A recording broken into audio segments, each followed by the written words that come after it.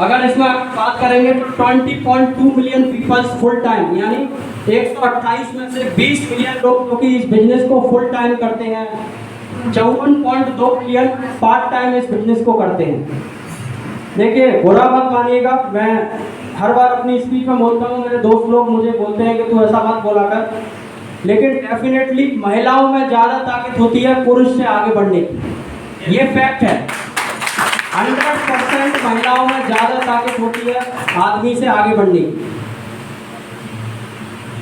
यहाँ पे अगर आप देखेंगे तो out of I think 100 peoples 10% भी नहीं होगा फीमेल कंपनी। जरा हाथ उठाइए, कितने लोग हैं यहाँ पे तो महिलाएं हैं। ये 10% भी नहीं है आउट ऑफ 100 का। और ये डाटा क्या कहता है, 70% रेशियो टू पूरी दुनिया के अंदर, यानी हिंदुस्तान के अंदर उल्टा होता है सारी चीज़ें। तो सबसे पहले आप उन सब लोगों से अलग हुइए जो इस बिजनेस के बारे में नेगेटिविटी फैला रहे हैं या जो लोग गलत बोल रहे हैं, क्योंकि डाटा कुछ और कहता है। Next slide.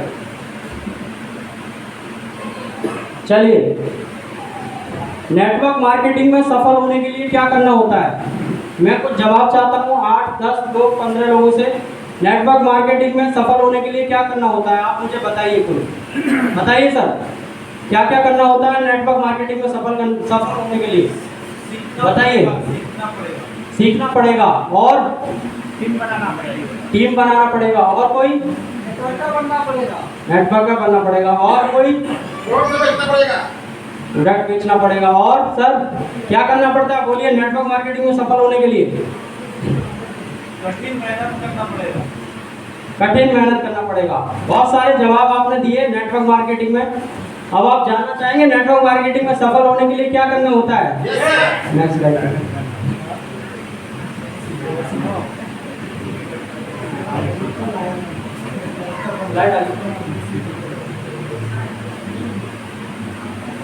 बीच में यही नेटवर्क मार्केटिंग में दोस्तों सफल होने के लिए नेटवर्क मार्केटिंग करने के लायक बनना पड़ता है। क्या करना पड़ता है, नेटवर्क मार्केटिंग करने के लिए लायक बनना पड़ता है। देखिए होता क्या है, बहुत सारे लीडर्स इस बिजनेस के अंदर नए आते हैं और जो 10 साल 6 साल 8 साल से नेटवर्क मार्केटिंग कर रहा है उससे compete करने की कोशिश करते हैं। बहुत सारे लीडर जब नए आते हैं तो आप लोग क्या करते हैं कि जो 8 साल 10 साल से नेटवर्क मार्केटिंग कर रहा है आप लोग उसको कॉपी करते हैं, तो वो प्रैक्टिकली पॉसिबल नहीं है। जो बंदा 10 साल से नेटवर्क मार्केटिंग कर रहा है, आप पहले दिन आके वो काम कभी नहीं कर सकते। सपोज करिए आप जिम में गए, आप इंजीनियर हैं, लॉयर हैं, डजंट मैटर, और आप सीधा compete करने की कोशिश करते हैं जो 10 साल से जिम कर रहा है, तो क्या कर पाएंगे, क्या होगा, कर पाएंगे उससे compete कभी। जो 10 साल से जिम कर रहा है पहले दिन में, चाहे आप लॉयर हो, इंजीनियर हो, IAS ऑफिसर हो कोई, लेकिन जो 10 साल से जिम कर रहा है आप उससे compete कर पाएंगे, नहीं हो पाएगा, होता ही नहीं है सर, प्रैक्टिकली पॉसिबल नहीं है ना वो।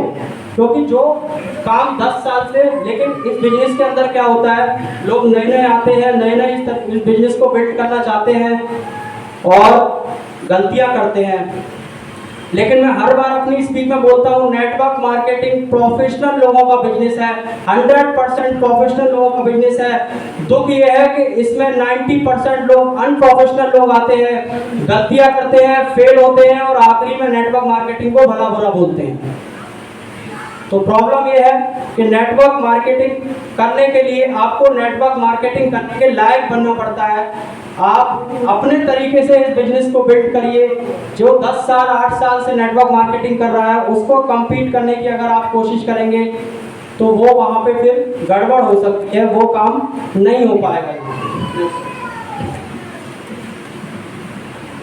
Highest paid profession in the world in the profession of commission sales person.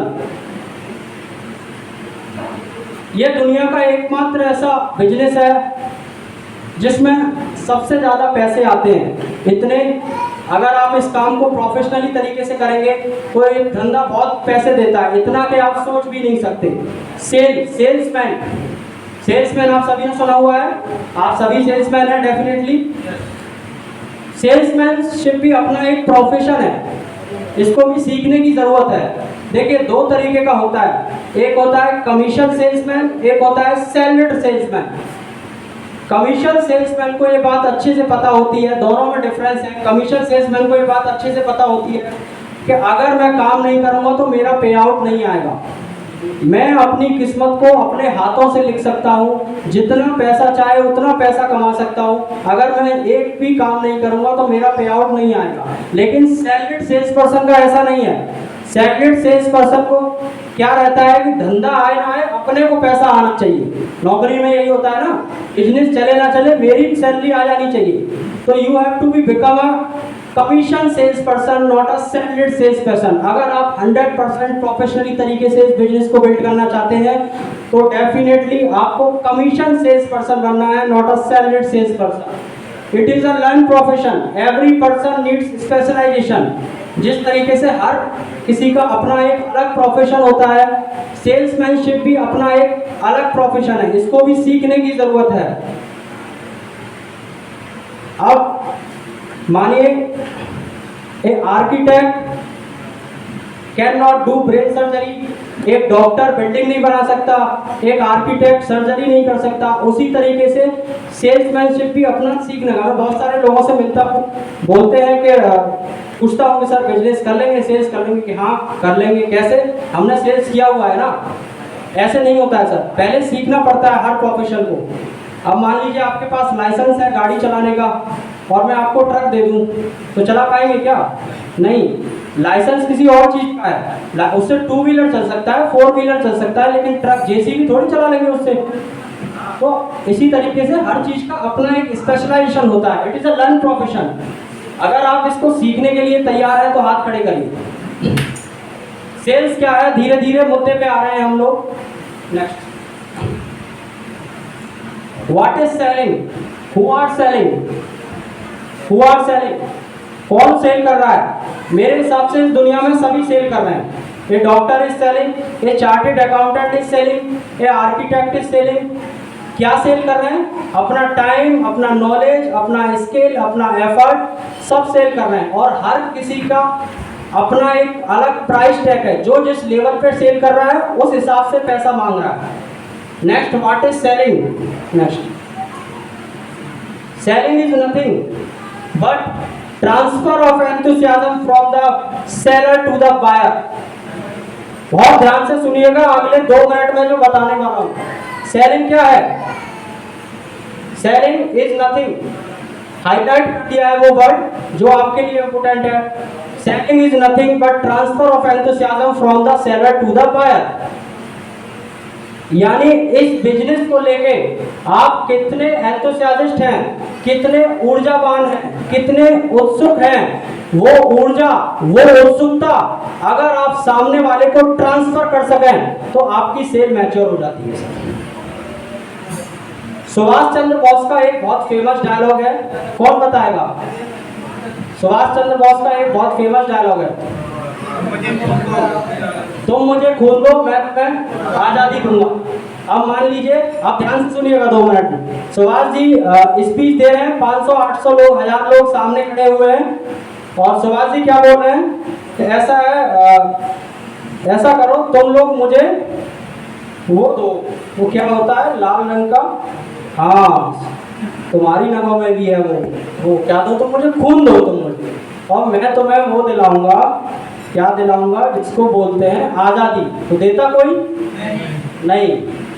Subhash ji speech दे रहे हैं, 1000-2000 लोग सामने हैं, आंखों में खून उतरा हुआ है, लहू उतरा हुआ है पूरा, और बोल रहे हैं कि साथियों देश को जरूरत है तुम्हारी।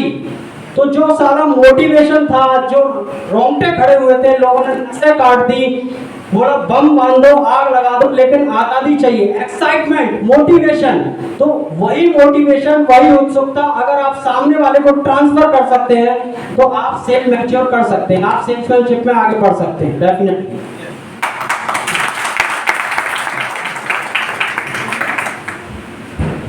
देखिए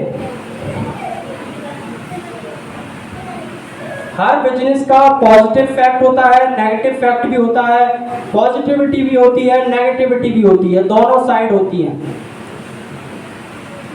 बहुत सारे लोगों के मन में एक क्वेश्चन होगा, जब आप बिजनेस करने के लिए जाते हैं तो आपको लोग मना कर देते हैं ना, नहीं करेंगे सर ये वो, तो आपके अंदर नेगेटिविटी आती है।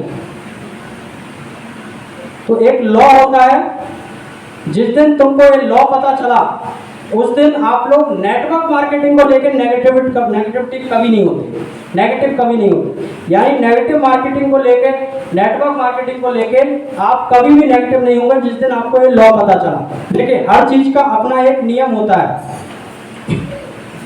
पानी में डूबने से जहाज डूबता है, ऐसा ही है ना, पानी जहाज को डुबा देता है, ऐसा ही है। लेकिन नहीं, जहाज जब पानी को अंदर आना अलाउ करता है ना, तब जहाज डूबता है, वरना बाकी जहाज तो सब मस्त चल रहे हैं, डूब रहे हैं नहीं डूब रहे।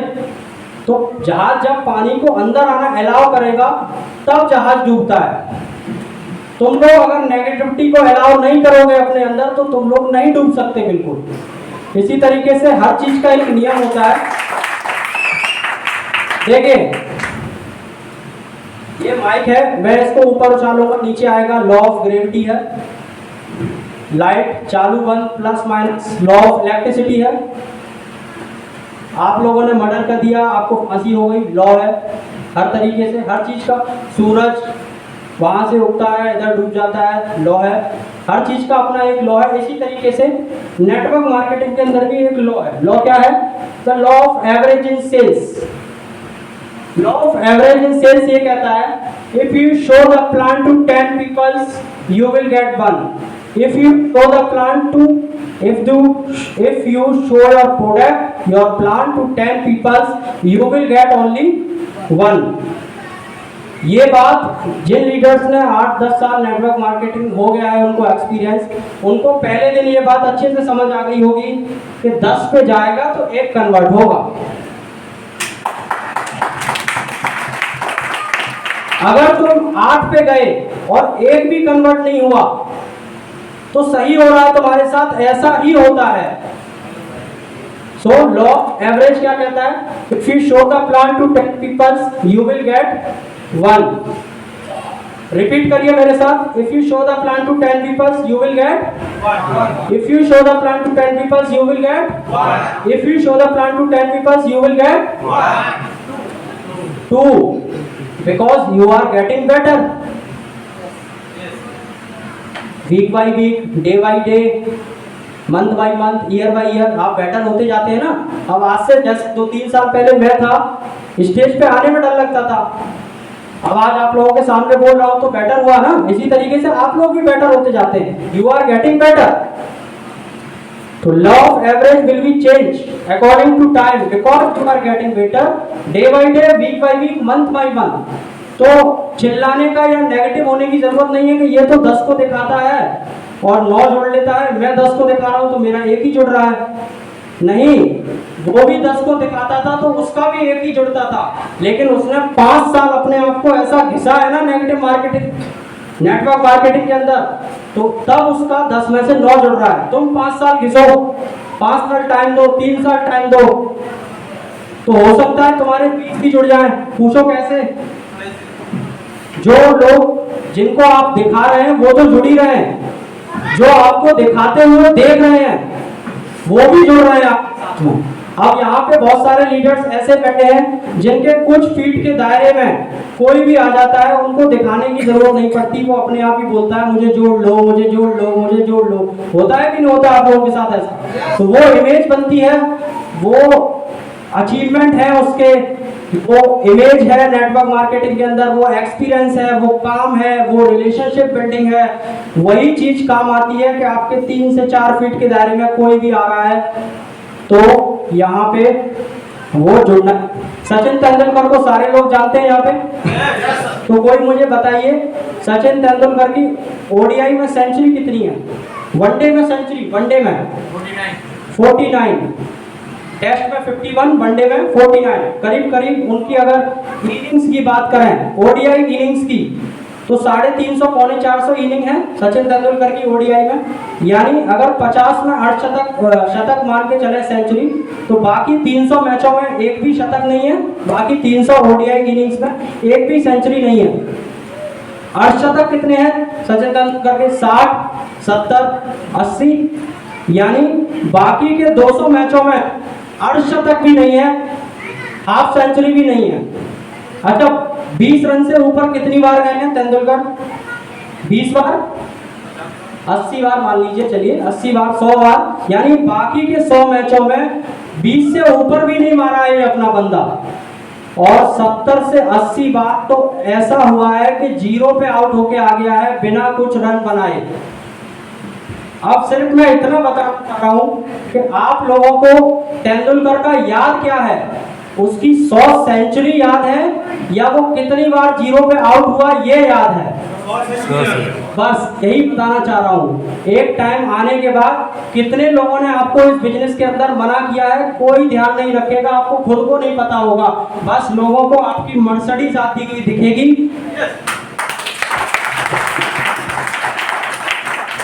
किसी को कोई ध्यान नहीं रहता है आखिर में कितनी बार किसने मना किया, सब उस पोजीशन से होके गुजरे हैं।